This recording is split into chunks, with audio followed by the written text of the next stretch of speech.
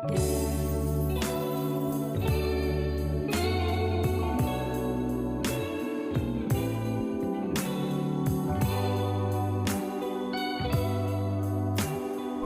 belajar persamaan dasar akuntansi, karena persamaan dasar akuntansi merupakan dasar untuk melangkah ke dalam siklus akuntansi. Apa sih yang dimaksud persamaan dasar akuntansi?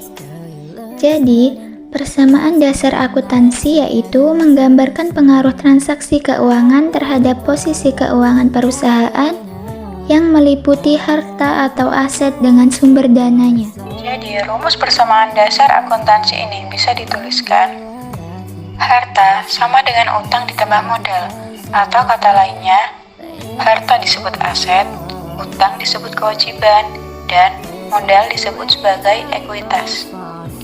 Sehingga, harta atau aset ini nilainya akan sama dengan utang ditambah dengan modal. Nah, aset ini disebut dengan aktiva, sedangkan kewajiban dan ekuitas disebut sebagai pasifah. Unsur-unsur persamaan dasar akuntansi. 1.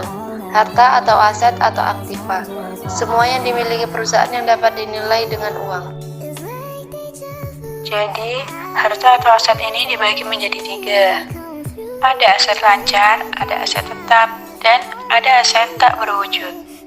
Yang dimaksud dengan aset lancar yaitu harta yang habis pakai atau umur ekonomisnya kurang dari 1 tahun. Jadi ini tidak bertahan lama, dan jika dipakai akan habis. Contohnya adalah uang. Misalnya kalian punya uang 1 juta rupiah. Kemudian kalian membelikan barang seharga 1 juta. Nah, tentunya jika uang tersebut digunakan, maka uang itu akan habis. Sehingga uang disebut dengan harta atau aset lancar. Kemudian yang dimaksud dengan aset tetap adalah harta yang tidak habis pakai dalam 1 tahun atau yang umur ekonomisnya lebih dari 1 tahun. Misalnya bangunan. Kemudian ada aset tak berwujud. Nah, aset tak berwujud ini adalah aset non-moneter tanpa wujud fisik, atau harta yang habis pakai atau umur ekonomisnya kurang dari 1 tahun. Jadi, dia itu sebuah aset tapi tidak ada wujud fisiknya. Contohnya hak cipta atau nama baik perusahaan. Itu disebut sebagai aset tak berwujud. Gambar yang terkait dalam harta atau aset yaitu kas, tanah, bangunan, wesel tagih, piutang usaha, peralatan, perlengkapan, dan beban dibayar di muka. 2. Utang kewajiban atau liabilitas. Kewajiban merupakan utang atau kewajiban perusahaan kepada pihak lain akibat transaksi yang terjadi di masa lampau yang harus dibayar atau dilunasi.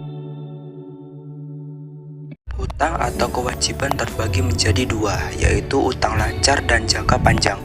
Utang lancar adalah utang atau kewajiban yang harus dibayar kurang dari 1 tahun, contohnya utang usaha. Yang kedua, utang jangka panjang, yakni utang atau kewajiban yang harus dibayar lebih dari 1 tahun, contohnya utang bank atau hipotek. Modal atau ekuitas. Apa itu ekuitas? Agar kita paham apa itu ekuitas, mari pertama-tama kita bahas pengertian ekuitas dan liabilitas terlebih dahulu. Ekuitas adalah kekayaan bersih dari perusahaan yang telah dikurangi dengan liabilitas atau berbagai beban yang harus dikeluarkan oleh perusahaan. Liabilitas adalah beban atau utang seperti misalnya utang pembayaran pajak serta utang pembayaran gaji karyawan perusahaan. Oleh sebab itu, ekuitas atau equity dalam akuntansi adalah selisih dari aset dan liabilitas. Akun-akun yang mempengaruhi modal. Pendapat yaitu peningkatan ekuitas pemilik yang diakibatkan oleh proses penjualan barang atau jasa kepada konsumen. Beban yaitu aset atau jasa yang digunakan dalam proses menghasilkan pendapatan. Revenue yaitu pengambilan uang perusahaan untuk keperluan pribadi. Pengelompokan akun. Pengelompokan akun memiliki tujuan untuk dapat membedakan setiap akun sebagai sumber informasi yang valid dan untuk melihat pertumbuhan aset yang dimiliki oleh perusahaan. Akun dikelompokkan menjadi dua, yaitu akun real dan akun nominal. Akun real adalah akun permanen dalam jurnal umum yang tidak ditutup di akhir tahun akuntansi, sehingga saldonya tetap dilanjutkan ke tahun berikutnya. Akun real dicatat pada neraca sebagai aset, kewajiban, dan ekuitas. Akun nominal adalah akun dalam laporan keuangan yang sifatnya sementara.